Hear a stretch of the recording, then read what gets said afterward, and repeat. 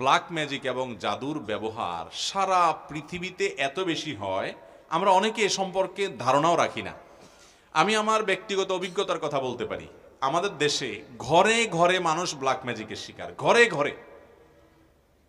এবং এটা এত পরিমাণ আছে, ভেতরে ভেতরে আমরা অনেকে জানি না। আপনারা বিভিন্ন কাগজ দেখেন সোশ্যাল মিডিয়াতে, বিভিন্ন শহরে, বিভিন্ন আপনার বৈদ্যুতিক খুঁটি ইত্যাদিতে তান্ত্রিক অমুক কামরূপ কামাখ্যা থেকে প্রশিক্ষণ প্রাপ্ত, দেখেন না? হ্যাঁ, স্বামী স্ত্রীর মিল মহাব্বত তৈরি, এটা সেটা, দুঃখ দূর, হান তান, এগুলো বেশিরভাগ ব্ল্যাক ম্যাজিশিয়ানদের কাজ। এবং ব্ল্যাক ম্যাজিক এটা মানুষকে ধ্বংস করার জন্য ব্যবহার করা হয়, মৃত্যুর মুখে ঠেলে দেওয়ার জন্য ব্যবহার করা হয়। এটার বাস্তবতা আছে, এটার বাস্তবতা আছে। এবং এত বেশি এই বিষয়টা দৃশ্যমান, মানে দেখতে তো মনে হয় না যে এটা দেখার কোনো উপায় আছে, কিন্তু এটা আপনি যদি কোনো ব্ল্যাক ম্যাজিকের রোগীর কাছে যান এবং তার ট্রিটমেন্ট দেখেন, বিশেষ করে কোরআনের উপরে ঈমান আনার জন্য আর কিচ্ছুর দরকার নাই। একজন ব্ল্যাক ম্যাজিকের রোগী, তাকে যদি কোরআন পড়ে ফু দেওয়ার পর ট্রিটমেন্ট হওয়ার দৃশ্য আপনি দেখেন, আপনার ঈমানের মিটার তরতর করে বাড়তে থাকবে। আমি আমার জীবনে বহু ঘটনা দেখেছি, একটি দুটি নয়। এবং আমার পরিচিত বন্ধু বান্ধব অনেককে নাম বললে আপনারাও চিনবেন, জাতীয় পর্যায়ে পরিচিত, নাম বললাম না, যারা জেনারেল শিক্ষিত ভাই, তাদের অনেকে আমাকে বলেছেন, ভাই মানে অলৌকিকতা তো অনেক রকমই হতে পারে, কিন্তু এরকম অলৌকিকতা দেখি নাই। এই কোরআনের মাধ্যমে আল্লাহ তাআলা ব্ল্যাক ম্যাজিক থেকে এইভাবে মানুষকে র্যাপিডলি, খুব দ্রুততার সাথে মানুষকে ট্রিটমেন্ট করান। অনেক রুগী আছে দেখবেন কোনো ট্রিটমেন্টে কাজ হয় না, কোনো ট্রিটমেন্টে কাজ হয় না। এগুলো বেশিরভাগ ব্ল্যাক ম্যাজিকের রোগী হয়। আমি আমার মসজিদের মহল্লার এলাকাতে এক ভদ্র মহিলা, বয়স অনেক কম, একটা বা দুইটা বাচ্চা হয়েছে, তিনি বিছানায় শয্যাশায়ী হয়ে গেছেন। 1 বছর আগের ঘটনা, নারায়ণগঞ্জ ভূমিপল্লী এলাকা। তো সেখানে আমাকে এক ভদ্রলোক নিয়ে গেছেন, যাওয়ার পর আমি ডিটেল শুনলাম। শোনার পরে আমার কাছে মনে হলো যেটা ব্ল্যাক ম্যাজিকের রোগী। ইন্ডিয়াতে নিয়ে গেছেন, অনেক জায়গায় নিয়ে গেছেন, কোনো কিছু হয় নাই। পরবর্তীতে আমি ওনাকে পরামর্শ দিয়ে একজন রাকির সাথে যোগাযোগ করাই দিলাম। সেই রাকি, তাকে, রাকি মানে ঝাড়ফুঁক করে যারা কোরআন হাদিসের আলোকে, এটা যেটা আমার সাবজেক্ট নাই, সাবজেক্টের একজনকে আমি রেফার করে দিলাম। ওই আল্লাহর বান্দার ঝাড়ফুঁকের পর এই ভদ্র মহিলার বমি হয়েছে, এবং বমি থেকে দেখা গেছে ভেতর থেকে চুলে মোড়ানো একটা আপনার গোশতের টুকরো পাওয়া গেছে, রান্না করা গোশত, এটা চুল দিয়ে মোড়ানো। তা আমি আবার একজন ডক্টরকে দেখিয়েছি, যিনি চিকিৎসক পেশায়। বললাম, ভাই এটার ব্যাপারে আপনার কি, যে চুলে মোড়ানো?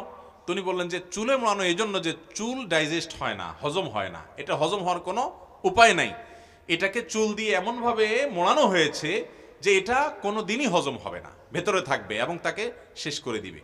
এবং এটা বের হওয়ার পর থেকে ভদ্রমহিলা পরিপূর্ণ সুস্থ, এখনো বেঁচে আছেন, দিব্যি হাঁটা চলা করেন। এবং আমার মসজিদের পাশে 2-3 বিল্ডিংয়ের পাশেই তার বাড়ি, এখনো আছেন বেঁচে আল্লাহর বান্দি। এরকম শত সহস্র ঘটনা ঘটে। এই যে বিশ্বকাপ খেলা হয়ে গেল, আপনারা অনেকে কিন্তু আপনার পেপার পত্রিকা দেখেছেন কিনা আমি জানি না, আমি দেখেছি যে অনেক বড় বড় খেলোয়াড়রা প্রতিপক্ষ খেলোয়াড়দের ব্ল্যাক ম্যাজিক করে দুর্বল করার জন্য, আবার নিজেরা ভালো খেলার জন্য ব্ল্যাক ম্যাজিক করে। উত্তরবঙ্গে একটা খেলা আছে, পাতা খেলা, পেপার পত্রিকা প্রায় লেখালেখি হয়, গুগলে সার্চ দিলে পাতা খেলা দিলে দেখবেন চলে আসছে। আমি এটার উপরে বেশ পড়াশোনা করার চেষ্টা করেছি। এটাতেও ওই তন্ত্র মন্ত্র পাঠ করা হয়, ব্ল্যাক ম্যাজিকের আশ্রয় নেওয়া হয়, এবং একজন ম্যাজিশিয়ান আরেকজনকে টেনে নিয়ে আসে, দুর্বল করে দেয়। তো এগুলো শুধু বাংলাদেশে না, সারা পৃথিবীতে। এটার খোলাসা কথা হলো শয়তানের আশ্রয় নেওয়া। আমরা অনেককে হিরো মনে করি, এরা মূলত শয়তানের পূজারী। এরা দিন শেষে শয়তানের পূজারী। শয়তানের পূজারীরা শয়তানের পূজা করে র্যাপিডলি অনেক কিছু পায়। আল্লাহ রাব্বুল আলামিনের সুন্নাহ বা নিয়ম এটা না, আল্লাহ তাআলার পদ্ধতি এটা না। আল্লাহর প্রতি ঈমান আনয়নকারী বান্দাদেরকে আল্লাহ রাব্বুল আলামিন প্রথমত দুনিয়াতে এটা দেওয়ার জায়গায় না, আল্লাহ দিবেন আখিরাতে। দ্বিতীয়ত হলো আল্লাহ রাব্বুল আলামিন কোনো কিছু আপনি করবেন আর সাথে সাথে আপনাকে দিয়ে দিবে। এর জন্য আপনার ঈমান যেমন সেরকম তাজা থাকতে হবে, এবং নেক আমল যেরকম আপনার থাকতে হবে, অনেক শর্ত আল্লাহ রাব্বুল আলামিনের তরফ থেকে দেওয়া আছে। মোহতারাম হাজিরিন, খোলাসা কথা হলো ব্ল্যাক ম্যাজিকের রোগী ঘরে ঘরে, জনে জনে, ফ্যামিলিতে ফ্যামিলিতে। এটা আমরা অনেকে জানি না। আমাদের অনেকে বিভিন্ন কবিরাজের কাছে যাই। এই কবিরাজরা দেখা যাবে যে আপনার অনেক সময় অনেক হাড়, অনেক সময় দেখবেন যে অনেক পুতুল, তারপরে যা দেখবেন যে পুতুলের গায়ে আপনার অনেকগুলো পিন লাগানো আছে। হ্যাঁ, ব্ল্যাক ম্যাজিশিয়ানরা এটা করে, নর্মালি এগুলা করে। আপনি না বুঝে নিয়ে আসেন, চলে আসেন এবং ধ্বংসের দ্বার প্রান্তে নিয়ে যান। অনেক মানুষ অসুস্থ হয়ে যায়, অনেকে মৃত্যুর কোলে আস্তে আস্তে ঢলে পড়ে, অনেকের অনেক দিক থেকে, অনেক স্বামী স্ত্রীর মধ্যে মনোমালিন্য তৈরি হয়, অশান্তি তৈরি হয়। ভাইরা আমার, এই ব্ল্যাক ম্যাজিকের রোগী বোঝার উপায় কি? 1 নম্বর কথা হলো যে কোনো ট্রিটমেন্টে কাজ হয় না, অস্বাভাবিক কিছু কর্মকাণ্ড দেখা দেয়, ঘুমের মধ্যে প্রচুর পরিমাণ খাওয়ার অভ্যাস আছে, এবং প্রচুর পরিমাণে আপনার ব্ল্যাক ম্যাজিকের রুগী, তাদেরকে দেখা যায় যে তারা ঘুম আসে, হাই আসে অনেক বেশি, সীমাহীন হাই আসে, মানে মাত্রাতিরিক্ত হাই আসে এরকম, এবং এরকম আরো অনেকগুলো বিষয়, বিশেষ করে যারা রুকিয়া করেন, ঝাড়ফুঁক করেন, এই বিষয়টি তারা আর অনেক ভালো বলতে পারবেন। অতএব এটা থেকে বাঁচার উপায় কি? খুব সহজ উপায় ভাই। এক নম্বর কাজ হলো সকাল সন্ধ্যার দোয়া কখনো ছাড়বেন না, কখনো ছাড়বেন না। বিশেষ করে কিছু দোয়া আছে, রক্ষা কবচ, বিসমিল্লাহ আসমিহি, 3 কুল, সূরা ইখলাস, সূরা ফালাক, সূরা নাস 3 বার সকাল, 3 বার সন্ধ্যা, বাসা বাচ্চাদেরকে শুকাই দিবেন, রাত্রে শোয়ার সময় এগুলো পড়ে পুরো শরীরে ফু দিবেন, ফু দিয়ে ঘুমাবেন। এবং টয়লেটে ঢুকেন, বের হন, বা বাসায় ঢুকেন, বের হন, এক কক্ষ থেকে আরেক কক্ষে যান, বিসমিল্লাহ ছাড়া কখনো ঢুকবেন না। বিসমিল্লাহ বলে হাদিসে আসছে শয়তান তার সাথে আর প্রবেশ করতে পারে না, এবং আল্লাহ তাআলা তাকে সেভ করেন। বাসাতে বের হওয়ার সময় বিসমিল্লাহি তাওয়াক্কালতু আল্লাহ পাঠ করেন। এবং কোরআনে কারীমের একটা অলৌকিকত্ব, বিশেষ পুরো কোরআনই অলৌকিকত্ব, এর ভিতরে একটা হলো সূরা বাকারা বাসায় তেলাওয়াত চালু করে রাখবেন। আমি আমার বাসার কথা বলতে পারি, অনেক সময় দেখি বাচ্চারা ঘুমায় না, অস্বাভাবিক আচরণ করে, ছোট ছোট বাচ্চারা।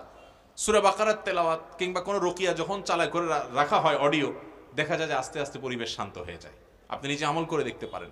অতএব কোরআন তেলাওয়াত বাড়াতে হবে। আজ আমাদের ঘরগুলো থেকে কোরআন তেলাওয়াত চলে গেছে, কোরআন তেলাওয়াত আমরা করি না। আর সকাল সন্ধ্যা দোয়া জিকিরগুলো করবেন, সবসময় বাসা বাড়িতে ঢুকতে বিসমিল্লাহ পড়ে ঢুকবেন, এবং শয়তান কোনো সুযোগ পেতে পারে এরকম কোনো কাজ করবেন না। আল্লাহ তাআলা আমাদেরকে হেফাজত থাকার তৌফিক দান করুন। চুল দাড়িতে যে সকল মেহেদির রং লাগানো হয় তা জায়েজ আছে কিনা? কালো কালার এবং মেহেদির কালারের পার্থক্য কি? এ ব্যাপারটি একটু খোলামেলা আলোচনা চাচ্ছি। ধন্যবাদ প্রশ্নকর্তাকে। চুল এবং দাড়ি এগুলোতে যদি পাক ধরে যায় বা সাদা হয়ে যায়, সেটা কোনো অসুস্থতার কারণে হতে পারে, বয়সের কারণে হতে পারে, যে কারণেই হোক না কেন। নবী করিম সাল্লাল্লাহু আলাইহি সাল্লাম বলেছেন, গাইরু হাদা শাইব, তোমরা তোমাদের চুল দাড়ি এই যে কালো সাদা হয়ে যায়, এগুলোর এই সাদা কালারটাকে পরিবর্তন করো। এই সাদা কালার, দবদবে সাদা কালার না রেখে এটাকে অন্য কালারে পরিবর্তন করাটা অধিকতর উত্তম। যদিও এটা ফরজ ওয়াজিব না, সাদা কালার রাখলে কোনো গুনাহ হবে না, কিন্তু নবী সাল্লাল্লাহু আলাইহি সাল্লাম এর পরামর্শ এবং সুন্নাহ হলো এটাকে পরিবর্তন করো। কিন্তু কোন কালারে পরিবর্তন করা যাবে কি যাবে না সে সম্পর্কে নবীজি সাল্লাল্লাহু আলাইহি সাল্লাম বলেছেন, ওয়াজান্নিবুস সুওয়াদ, যে কালারই করো না কেন কালো কালার থেকে বিরত থাকো। নবী সাল্লাল্লাহু আলাইহি সাল্লাম নিজে মেহেদি ব্যবহার করেছেন। এই জন্য ভাইরা, চুলে দাড়িতে মেহেদি ব্যবহার করা যায় এবং উত্তম। এর মধ্যে আর্টিফিশিয়াল যে মেহেদিগুলো পাওয়া যায়, টিউব মেহেদি যেগুলোকে আমরা বলি, এগুলো ব্যবহার করতে পারেন, কোনো অসুবিধা নেই। এগুলো ব্যবহার করলে কোনো সময় দেখা যাবে যে ত্বকের উপর থেকে একটা আলাদা আবরণ পড়ে গেছে, সেটা হয়তো ঝরে ঝরে পড়ে যাচ্ছে, তাতে অসুবিধা নেই। কারণ এটা হয় অনেক সময় অ্যাসিডের কারণে, সেখানে কিছু কেমিক্যালের কারণে আমাদের চামড়ার উপরে যে পাতলা একটা লেয়ার থাকে, ওইটা অনেক সময় পুড়ে যায় বা পড়ে যায়, তো ওইটার কারণে কোনো অসুবিধা নেই। কিন্তু ন্যাচারাল ব্যবহার করতে পারলে স্বাস্থ্যের জন্য সব দিক থেকে সবচেয়ে ভালো হয়। কিন্তু ন্যাচারালটা করেন আর টিউব মেহেদি করেন, মেহেদি ব্যবহার করা জায়েজ আছে। আমাদের অনেকে আবার মেহেদি ব্যবহার নিয়ে বিভিন্ন রকম কথা বলেন যে মেহেদি ব্যবহার করতে হয় চুলে আর দাড়িতে, এটা পায়ে লাগলে গুনাহ হবে না, এরকম কোনো কথা নাই। আপনি পায়ে লাগান, হাতে লাগান, তারপরে চুলে দাড়ি লাগান, লাগাতে পারেন। তবে পায়ে আর হাতে মহিলারা লাগাবে, এটা হলো অধিকতর উত্তম। পুরুষরা শুধু দাড়িতে চুলে লাগাবে। নবী করিম সাল্লাল্লাহু আলাইহি সাল্লাম এর কাছে কোনো মহিলা কোনো কিছু পর্দা থেকে দিয়েছেন বা নিয়েছেন, তার হাতে মেহেদি ছিল না। নবী সাল্লাল্লাহু আলাইহি সাল্লাম বলেন, কি পুরুষের হাত না মহিলার হাত? বলি, ইয়া রাসূলুল্লাহ, মহিলার হাত। তখন নবী সাল্লাল্লাহু আলাইহি সাল্লাম বলেন, মহিলার হাত আবার মেহেদি নাই কিভাবে? তার মানে মহিলারা মেহেদি ব্যবহার করবেন। সাজগোজ করার এই রাইট, অধিকার মহিলাদেরকে শরীয়ত বেশি দিয়েছে। পুরুষরা শুধু চেয়ে চেয়ে থাকবেন তাদের দিকে। কথা বুঝতে পারছেন?